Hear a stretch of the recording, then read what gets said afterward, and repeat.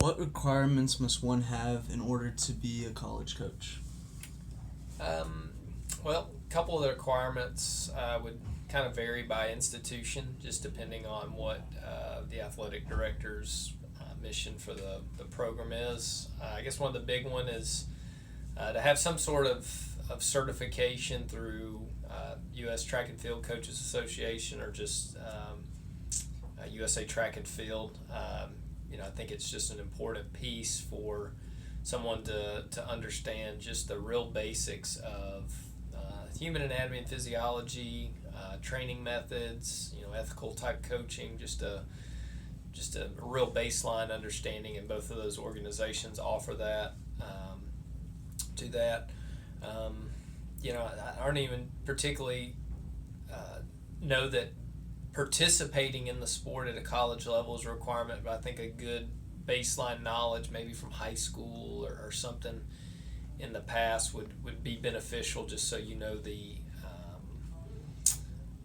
all the factors that kind of go into a successful training program. And again, you don't even have to be a competitor at a high level, but just having a good understanding of that would be important. So those are the kind of the general requirements.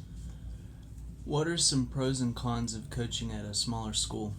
Yeah, I think the pro that I enjoy more is getting to know athletes on an individual basis, more than just a sport. What they're interested in academically, what they want to do after school. Getting to know and seeing the parents of the athlete and brothers and sisters at some of the meets, just to get to know them on that level.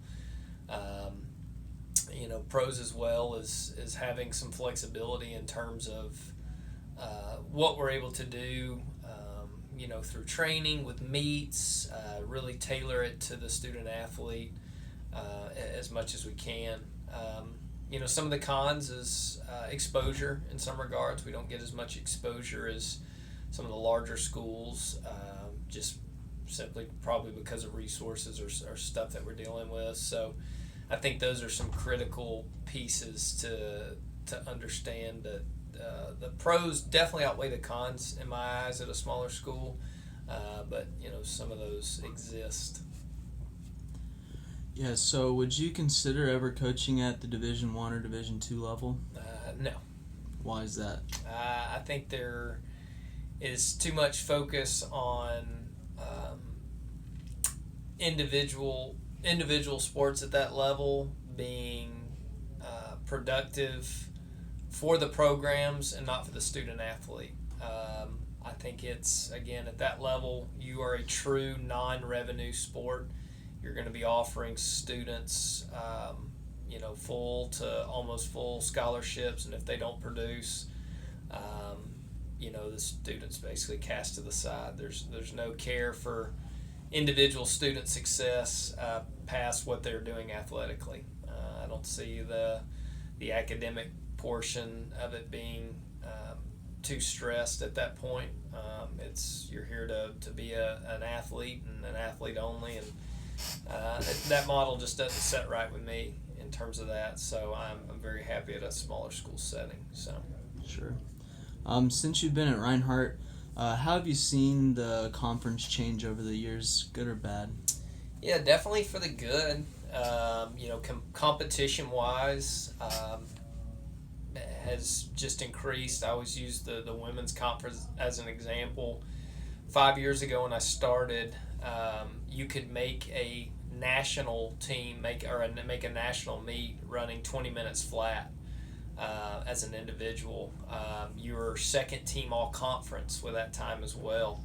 Now it takes 15 to 19 flat on the women's side to be able to even make it to nationals, even have a chance, and even those times are nowhere close to being all conference. So I think competition-wise has been good. More schools that we've brought in, and the schools that really invest in the sport have just really taken the competition level to the next step as well.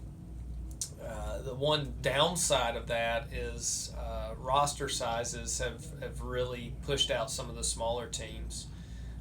Track and field, for instance, you have a large roster size, you're just going to immediately dominate. It doesn't matter what, if you've got a really strong team in one event area, it's not going to matter at the end of the day with large. So